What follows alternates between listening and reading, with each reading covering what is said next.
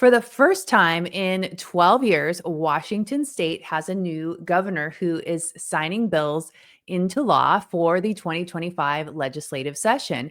And a lot of people are hearing from Governor Bob Ferguson in Washington, and he sounds like maybe he's moderate. Well, Bob Ferguson has had a long political career in Washington state prior to becoming governor. And today we are going to talk about what about Bob? Hey everyone, I'm Julie Barrett and I'm the founder of Conservative Ladies of America. And today's video is what about Bob? Is Bob Ferguson really the moderate governor that he's trying to play himself off as? A lot of people on the right in Republican circles in Washington state have seen Bob Ferguson's messaging on social media and media interviews, and he sounds like maybe he's not quite as radical far left as he was for 12 years prior when he was the attorney general. And they're hoping that maybe he's not going to sign some of the terrible legislation that passed in Washington state this year. So in today's video, I want to take a trip down memory lane and remind you all who Governor Bob Ferguson really is. Let's start off with Governor Bob Ferguson's record on gun control. Now, Washington state legislature passed House Bill 1163, which is a permit to purchase a firearm. This bill has been going through the state legislature for at least the last couple of sessions during the 2023-2024 biennium. I don't really recall if it was proposed in the biennium before that. But Bob Ferguson has had a long time agenda for disarming law-abiding citizens in Washington state. Let's take a look back at 2016. On September 7th of 2016, then Attorney General Bob Ferguson announced his plans to ask the legislature to pass a law to ban assault weapons and high-capacity magazines. If you have been paying attention to 2A legislation in Washington for any length of time, you know that the assault weapons ban was passed in 2023 by the way of House Bill 1240. We've got to give Governor Ferguson credit for his persistence and his consistency. He came back year after year after year requesting that assault weapons ban. And finally, it got passed in 2023. The high capacity magazine ban was also first proposed in 2016 by Bob Ferguson. And that bill passed in 2022 under Senate Bill 5078. In fact, today, May 8th, the Washington State Supreme Court came out with a ruling that upholds Washington State's magazine ban, which has been going on with the Gators Guns case for a little over a year now, I think. And a lower court had actually found that Senate Bill 5078 was unconstitutional, but they still left the law in effect while the case was playing out. And now we've got Washington State Supreme Court upholding Senate Bill 5078. Again, this is something that was on Ferguson's agenda for many years before it finally got passed into law. And as Attorney General, he, of course, defended the law against Gators Guns.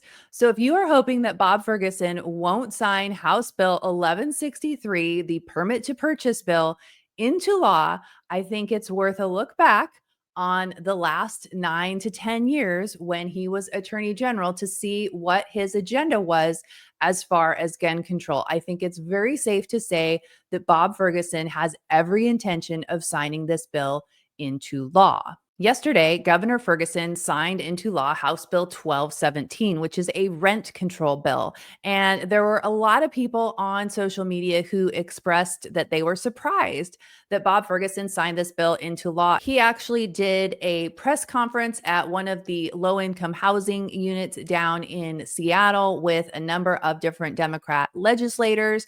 And he talked up this bill and what a great thing it was for citizens in Washington because housing is a right, not a privilege. So Washington legislators need to do everything they can to make sure that everyone has safe and affordable housing. Now, I'm certainly not one that doesn't think that people should have safe and affordable housing, but I think it's very safe to say that the lawmakers in Washington, the Democrat lawmakers to be exact, have made Washington unaffordable for the average citizen. If you live in Washington or you've looked at Washington prices, it is insane, the cost of housing and the cost of living in Washington state. Thank you to Washington state Democrats. Governor Ferguson also signed into law House Bill 1969, which I did a video on at the time he signed that bill into law. And that creates a reparations for housing for historically marginalized people, giving them home loans that after 5 years, they're just forgiven. It is a racist policy that is now part of Washington state law. Governor Ferguson has signed into law, I think, almost 100 bills now, and there are almost 300 bills that pass through the legislature that are left to be signed. I don't anticipate that he will veto or not sign any of these bills. I mean, it's possible, but some of the worst that people are really hoping that he'll veto, such as House Bill 1296, which repeals Initiative 2081, which is also known as the Parents' Bill of Rights in the public education system in Washington. He will definitely be signing that bill into law. He was in support of Senate Bill 5599 and House Bill 1469, which essentially made Washington state a sanctuary state for so-called gender affirming care and abortions. These were passed and signed into law in 2023. And his office has been adamant about protecting reproductive rights and protecting so-called gender affirming care in Washington state, even for people who are not Washington state citizens, but who want to come to Washington state to receive these services, including children of no minimum age. So thinking somehow that Bob Ferguson has suddenly become a moderate just takes a quick trip down memory lane. And I don't want you to forget House Bill 1333, which was often called the Ministry of Truth bill. This bill was at the request of the Attorney General's office in 2023, and Bob Ferguson was the Attorney General at that time. This bill would create a task force in the Attorney General's office to address domestic extremism and mass violence. The Attorney General's office did a presentation when this bill was going through committee back in 2023, and they brought up a bunch of groups such as the Proud Boys, the Washington Three Percenters, and groups that they label white supremacy organizations. It also included the spread of misinformation or disinformation. This was a terrible bill and it didn't get passed, but guess what? The Democrats snuck it into the 2024 budget, and the Domestic Extremism and Mass Violence Task Force was created in 2024, and they had their first meeting in November of 2024. And everyone on this task force is a leftist group. It's probably run by a bunch of Antifa people. They have a bunch of anti-hate people on the committee. They get presentations by specialists that deal with anti-hate groups and white supremacists. And this group actually has their monthly meeting tomorrow on May 9th, which you can watch on Zoom. And I will make sure that I've got that linked up below for you in case you would like to watch that. Bob Ferguson also championed the hate crime laws in Washington state. There's not just a hate crime law, but there's a hate crimes task force and there's a hate crime hotline, which will kick off in Washington state in 3 counties this summer, and it will launch statewide in January of 2027. All of these policies are things that Bob Ferguson is fully in support of. He has advocated for, he has championed these policies. There is no reason to think that somehow Bob Ferguson has become a moderate. Bob Ferguson, unlike his predecessor, Jay Inslee, does have a pretty good way with words. I'll have to give him that. If you watch him speak publicly, he does sound pretty moderate. He comes off actually kind of likable, whereas Jay Inslee was just kind of a dummy doofus type that was just the guy signing off on all the policies that everybody else enacted into law.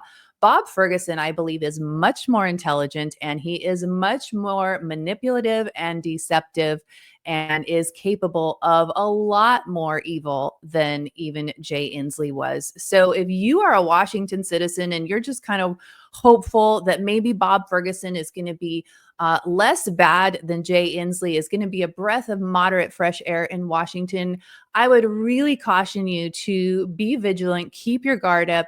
This man has an agenda and it is not a good one. He is anything but moderate.